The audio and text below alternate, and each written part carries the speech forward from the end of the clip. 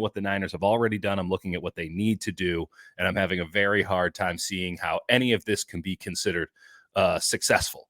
And given the high hopes, if everything is expectations reality, given the high hopes that I think myself and a lot of others had for the 49ers going into this free agency period, it only exacerbates the disappointment that I'm generally feeling. Like this team, as of today, and nothing matters until Labor Day, but it's a long time. But as of today, this team looks appreciably worse than it was last season. They still got to do the NFL draft. They still have free agents they're going to sign. But if this, what we've seen so far is sort of their big moves, if this is the stuff that is supposed to make them better, I don't know how. I don't know how this makes them better. I don't like the Leonard Floyd signing. The more I look into it, the more I dislike it. He's a name. He was great for the Bears. He was great for the Rams that one year. And yes, Brandon Staley knows him, so he comes in. And by the way, it should be noted, Brandon Staley is not the defensive coordinator of this team. He might be the de facto defensive coordinator of this team. He might be the assistant defensive coordinator of this team. He might be something, but he is not the defensive coordinator. He was not hired for that job. He was hired to be an assistant coach. Nick Sorensen is the defensive coordinator of this team. So it should be Nick Sorensen's call on kind of who goes where and what. If this was somebody who was brought in specifically so that he could help out with Brandon Staley terminology and things like that, then we might have a shadow government going. We'll find out in due time if that's what's actually happening with the 49ers defensive core. But they signed Leonard Floyd. I think a lot of people liked this signing based on Leonard Floyd's deserved reputation. He's 31 years old. I hate pretending that that's old, but it's old, at least in terms of NFL defensive ends of a non-elite category. And Leonard Floyd has not been an elite player since his second year with the Bears. So it's been a minute. I mean, the whole world has changed pretty irrevocably since Leonard Floyd was an elite player at defensive end. Last year, he played for the Buffalo Bills. The note that I would like to add with the Buffalo Bills aspect of things is the Buffalo Bills had no pass rush last year. They employed Von Miller, they had Greg Rousseau, and they employed Leonard Floyd. And Leonard Floyd had some numbers that he put up early in the year. In the last 8 games, Leonard Floyd had 1 sack, and it was against the Miami Dolphins. And if you really need to know if Leonard Floyd is going to be an impact player for the San Francisco 49ers, just look at the fact, look at how the Buffalo Bills used him last year. He was a rotational pass rusher, and he wasn't getting any pass rush late in the year. Now, that's what's going to happen when you have an older player. We saw it firsthand with the 49ers with Javon Hargrave. Like, guys get beat up in the first 8 weeks of the season, and if you're an older player, you probably don't have any juice left for the last half of the season, much less the playoffs. The Buffalo Bills went up against the Kansas City Chiefs in the playoffs. An exceptional game. I've watched it a couple of times now. I didn't note Leonard Floyd at all against the 2 worst tackles in the NFL. Not the worst tackle pairing. The 2 worst tackles in the NFL, in my opinion, is what the Kansas City Chiefs had last year. Shows how good their quarterback is. Against the 2 worst tackles in the NFL, Leonard Floyd was a no-show, was persona non grata. He went Andrew Wiggins in the spring on us. We'll talk Warriors a little bit later. Andrew Wiggins had a nice game last night. Good for him. A very, very positive development for the Warriors, who needed a big third quarter to beat the San Antonio Spurs. But they had Victor Wembanyama, and that's who I really want to talk about in a little bit. Regardless, Leonard Floyd as some sort of every down option opposite Nick Bosa, as some sort of stalwart that you can count on, I don't see it. I straight up do not see it. Now, could it happen? Could he come in healthy? Could the new system change things? Absolutely. There are caveats to all of this. If we're pretending like I can see the future, why the hell am I doing this? But I'd like to think that I got a pretty good read on things, and I'd like to think that I can evaluate a little bit of talent. You don't have to be in an NFL front office to be able to pick out who can and cannot play. In fact, you probably shouldn't be, because a lot of these teams don't know what the hell they're doing.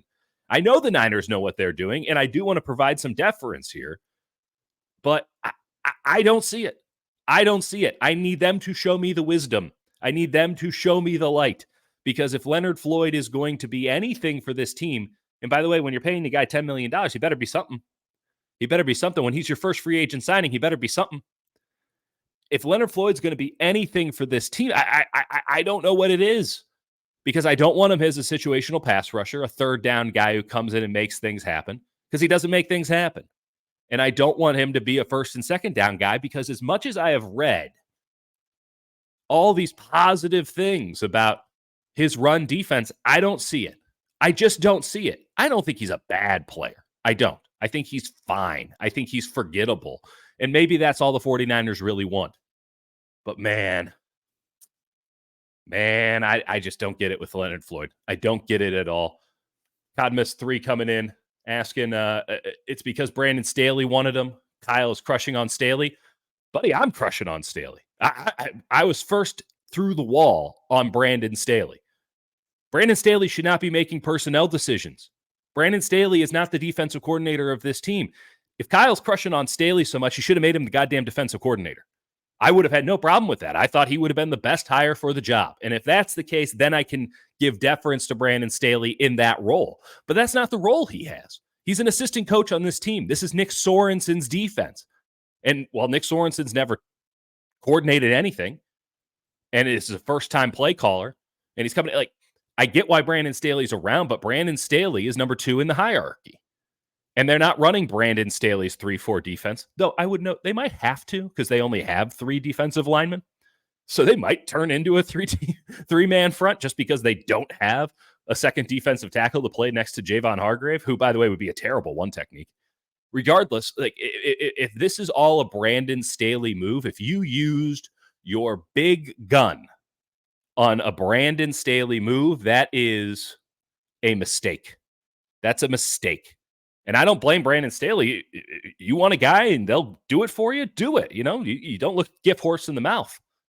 But that's a mistake by Kyle and John if they're only doing this for Brandon Staley, because I don't think there's any juice left. I don't think there's any gas left in the tank with Leonard Floyd. I think at best he can be forgettable. And I think he's going to have a hard time living up to the contract. I hope I'm wrong, because I'd like to see the 49ers be successful. I'd like to see them win games. I'd like for this team to not waste a golden opportunity to win a Super Bowl. You got a quarterback making less than 0.5% of your salary cap. The best thing you can have is Patrick Mahomes. The second best thing you can have is a cheap-ass Brock Purdy. And if this team is going to win a Super Bowl with Brock Purdy as its quarterback, I would do it when Brock Purdy is really, really cheap. And that means you can throw money around willy-nilly. Now, so can every other team, apparently. Inflation is rampant in the NFL. But man, I do not see it with Leonard Floyd. And I'm not going to lie to you here. I gotta come clean. I don't know a damn thing about Yetur Gross-Matos. I mean, I remember watching him coming out of the draft. I thought that he was an athlete who didn't really know how to play defensive end. I imagine he's gotten better at playing defensive end, but I imagine the athleticism has dipped a little bit because he's been playing professional tackle football for the last couple of years. If he's a situational third down pass rusher, I can buy it. The problem is you just paid him as much as you paid Leonard Floyd. So conceptually, the only way I can see this being logical, as opposed to getting a Danielle Hunter for 20-something million a year, and instead going with Leonard Floyd at $10 million and then Yetur Gross-Matos at $9 million, is those two guys turn into one guy. You have Floyd as a first and second down guy, and then you have Yetur Gross-Matos coming in as a third down situational pass rusher, a la D Ford and so many others. I can buy that logic. I can't buy the output. I'm not bullish on that combination, especially when you could just get a 3-down player like Danielle Hunter, who's going to be better on first and second down against the rush and is going to be better against as a pass rusher, though Matos does have the athletic ability. I think they overpaid for both of these guys. I'm not optimistic that these guys are going to provide value for the San Francisco 49ers in a serious way. And by the way, like, I don't know if I would have invested my money if I only have a limited amount of it. I wouldn't have invested necessarily in defensive end.